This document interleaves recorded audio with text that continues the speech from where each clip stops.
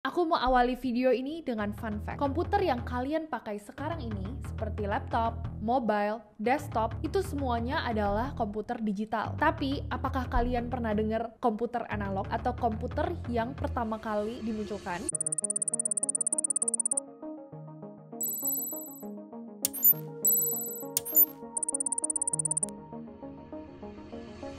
Selama puluhan tahun, kita mengandalkan komputer digital yang semakin kesini itu semakin kecil dan tentunya semakin cepat. Seperti contohnya, chip dari Nvidia saja yang tadinya memerlukan bentuk yang sangat besar sekarang makin kecil. Tapi ternyata teknologi analog atau komputer analog yang dianggap kuno justru kembali menjadi sorotan. Bagaimana mungkin teknologi yang pernah ditinggalkan ini yang kita sudah pakai zaman dulu menjadi kunci dalam pengembangan artificial intelligence? How does it work? Karena ternyata ada penemuan-penemuan baru yang membawa balik komputer analog supaya bisa menjadi cara baru kita untuk memproses informasi jadi lebih cepat, lebih efisien, dan lebih alami, sama dengan cara kerja otak manusia. So without further ado, let me talk about it. Welcome to teknologi komputer analog.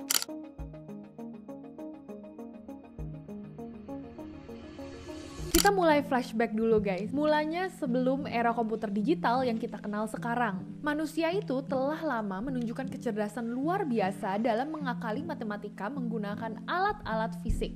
Mereka menciptakan perangkat yang memanfaatkan prinsip-prinsip mekanis dan fisika untuk melakukan perhitungan kompleks, jauh sebelum adanya transistor atau chip silikon. Nah, sejak zaman kuno ini, ilmuwan dan insinyur telah mencari cara untuk memahami dan memprediksi fenomena alam melalui perhitungan matematis. Namun, tanpa adanya alat elektronik, mereka mengandalkan sistem fisik yang cerdas untuk melakukan tugas-tugas ini. Mereka menggunakan alternatif seperti roda gigi, tuas, dan bahkan cairan untuk memodelkan dan memecahkan masalah matematika yang rumit. Differentials are used in computers to obtain continuously the algebraic sum of two quantities. These quantities represent the inputs. As the inputs vary, the differential simultaneously delivers the answer. Alat-alat itulah yang kita bisa sebut adalah bahan-bahan dari komputer analog. Salah satu contoh paling awal dari kecerdasan ini adalah astrolabe, alat yang digunakan sejak sekitar tahun 200 sebelum Masehi. Astrolabe adalah perangkat analog yang memungkinkan penggunanya menentukan posisi bintang dan planet, serta membantu dalam navigasi dan penentuan waktu. Caranya gimana? Dengan memutar lempengan logam yang diukir dengan skala dan peta langit. Pengguna dapat melakukan perhitungan astronomi yang kompleks. Nah, ini adalah contoh-contoh awal penggunaan komputer analog. Astrolabe menjadi alat penting bagi para pelaut dan astronom selama berabad-abad. Penemuan yang lebih mengejutkannya lagi adalah Antikythera mechanism yang ditemukan pada tahun 1901 di bangkai dekat pulau Antikythera, Yunani. Perangkat ini yang berasal dari abad ke-1 sebelum Masehi dianggap sebagai komputer analog pertama di dunia. Dengan sistem roda gigi yang rumit, Antikythera mechanism digunakan untuk memprediksi posisi astronomis, fase bulan, dan bahkan gerhana. Kompleksitas mekanismenya menunjukkan tingkat kecanggihan teknologi yang luar biasa pada masa itu. Nah, mungkin kalau misalnya kalian lihat banyak aplikasi atau use cases zaman dahulu kala, itu adalah teknologi untuk membantu astronomer melihat bintang dan gerhana. Mungkin ini berpengaruh kepada pertanian atau mungkin berpengaruh juga kepada fase-fase di dunia, karena teknologi juga pastinya akan adaptasi dengan keperluan dan kebutuhan di zaman itu. Nah, tapi sebenarnya apa sih perbedaan antara komputasi analog dan digital? Karena kamu juga perlu lihat cara mereka memproses informasi yang berbeda. Yang pertama, komputasi digital. Kita bahas dulu komputasi yang sekarang. Komputasi digital menggunakan angka biner 0 dan 1 untuk represent data. Sistem ini bekerja dengan sinyal diskrit, di mana setiap bit mewakili dua keadaan, hidup atau mati, ya atau tidak. Nah, komputer digital melakukan perhitungan dengan memproses rangkaian bit ini melalui operasi logika. Nah, tapi on the other hand, komputasi analog menggunakan sinyal kontinu untuk represent data. Sistem ini bekerja dengan variabel yang dapat berubah secara berkelanjutan, seperti tegangan listrik, tekanan, atau posisi mekanis. Komputer analog memodelkan masalah dengan mensimulasikan fenomena fisik yang sesuai. With an A input of +2 and a B input of +3, the output is 2 times 3 or +6.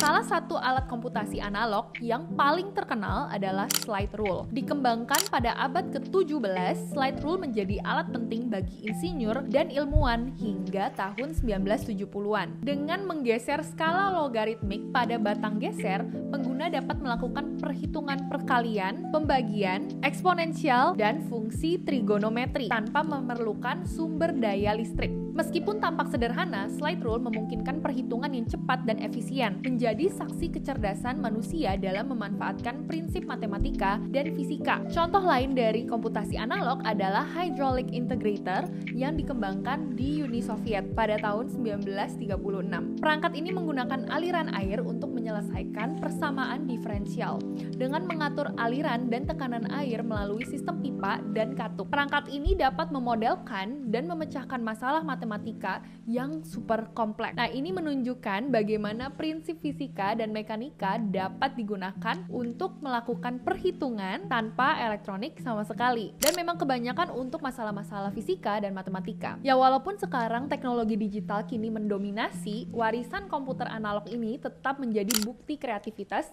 dan inovasi manusia sepanjang sejarah, apalagi dimulai sebelum Masehi.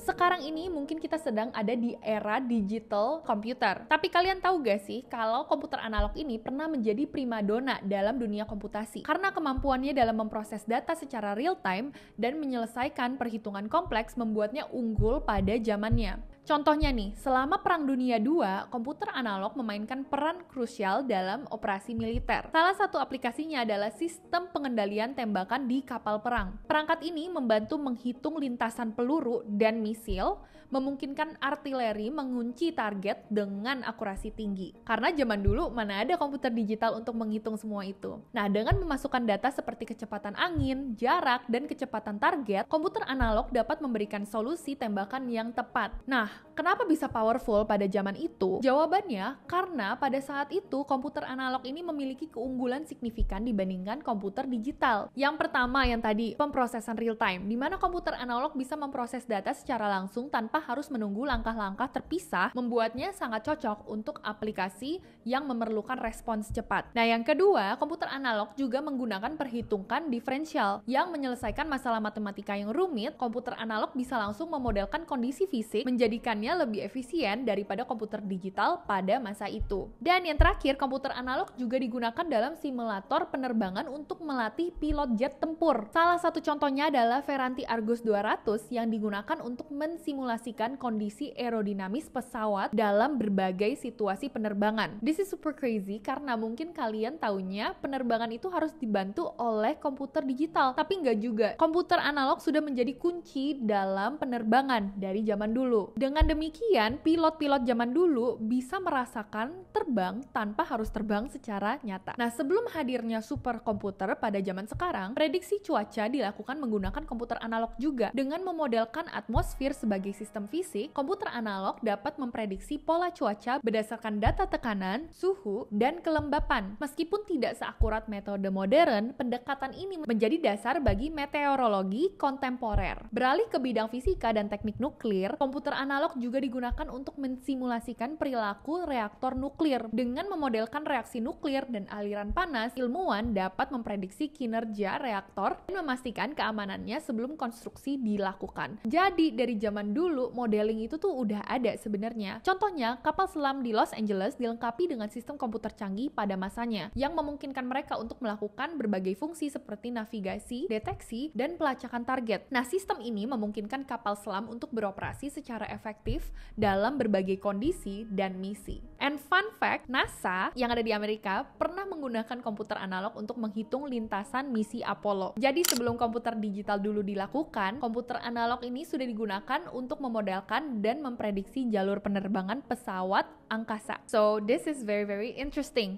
Karena komputer analog ini ternyata sudah menjadi foundation atau backbone komputer digital dan sudah dipakai atau digunakan dari zaman dulu. Now right to the core question. Kenapa sih komputasi analog bisa bisa bangkit kembali. Di era digital yang serba canggih ini, mungkin mengejutkan juga bahwa teknologi analog kembali menarik perhatian. Kok bisa? Karena kan kita udah pakai komputer digital. Ada alasan kuat dan bukti-bukti di balik fenomena ini yang aku bakal bahas sekarang. Pertama, selama bertahun-tahun, hukum Moore menyatakan bahwa jumlah transistor pada chip akan berlipat ganda setiap 2 tahun. Ini yang sebenarnya mendorong perkembangan teknologi. Namun sekarang, proses pengecilan chip digital mulai melambat karena ada batasan fisik dan teknis. Nah, komputasi analog muncul sebagai alternatif karena tidak bergantung pada pengecilan ukuran transistor, melainkan menggunakan cara berbeda dalam memproses informasi. Yang kedua, efisiensi energi. Komputasi analog dikenal lebih hemat energi dibandingkan dengan digital. Misalnya, chip AI analog menunjukkan potensi konsumsi energi jauh lebih rendah hingga 1000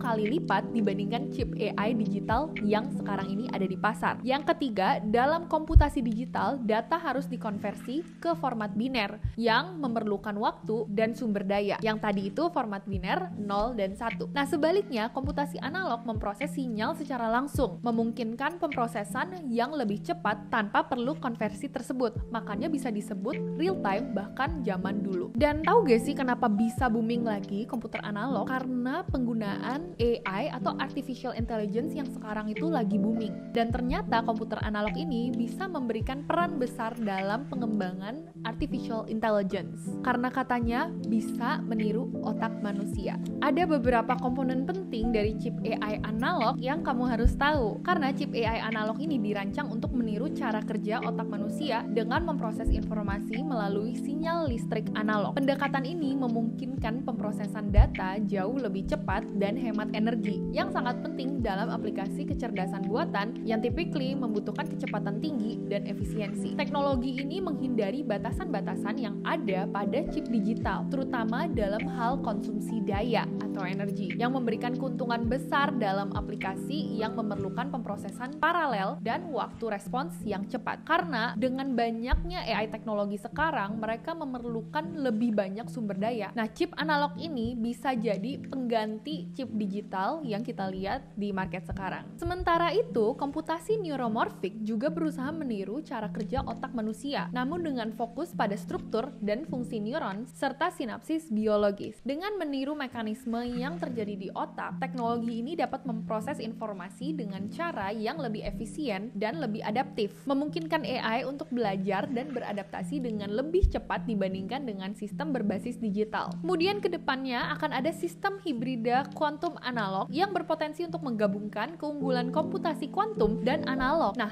ini akan membawa perubahan besar dalam dunia kecerdasan buatan. Kombinasi ini benar-benar overpowering karena akan membuka kemungkinan data yang lebih kuat dan efisien, memungkinkan revolusi dalam pengembangan teknologi AI yang lebih canggih dan lebih mampu menangani masalah kompleks yang tidak dapat diselesaikan oleh teknologi digital atau analog saja. Jadi bayangin aja kekuatan superkomputer digunakan berbarengan dengan kekuatan komputer analog. Ini seperti senjata di dunia modern yang paling ampuh dan senjata di dunia lama yang gak kalah kuatnya. Last fun fact of the day, aku mungkin udah ngomong 3 kali fun fact. Mau tebak gak apa komputer analog tercanggih yang pernah ada? Jawabannya adalah otak manusia. Otak kita sendiri adalah komputer analog paling canggih di dunia dengan kemampuan memproses informasi lebih efisien dan paling adaptif lagi. Karena komputer analog ini berusaha meniru efisiensi dan kemampuan adaptasi dari sistem otak manusia sebenarnya. Dan kebangkitan komputasi analog di era digital ini menunjukkan bahwa inovasi tidak selalu berarti meninggalkan teknologi lama, tetapi seringkali juga melibatkan yang terbaik dari kedua dunia untuk menciptakan solusi yang lebih efisien dan efektif. Dengan kemajuan teknologi yang semakin pesat, kita pasti akan melihat bagaimana komputasi analog yang sempat terabaikan kini kembali mendapatkan perhatian besar. Mulai dari sistem mekanik di zaman kuno, peran penting dalam perang dunia, hingga potensinya dalam revolusi kecerdasan buatan di masa depan. Komputasi analog ini sudah menunjukkan bahwa kekuatan fisika dan pemrosesan terus berkembang dengan memanfaatkan chip analog, komputasi neuromorphic, dan sistem hibrida kuantum analog. Dunia teknologi berpotensi menuju era baru yang lebih efisien dan mendekati cara kerja otak manusia. Nah, itu dia makanya kenapa banyak sekali perdebatan atau bahkan berita-berita baru yang keluar soal komputer analog ini. Karena komputer analog juga menghasilkan kekuatan yang besar dan gak kalah tanding dengan komputer digital. digital. Sekarang udah aku paparin juga informasinya. Menurut kalian kapan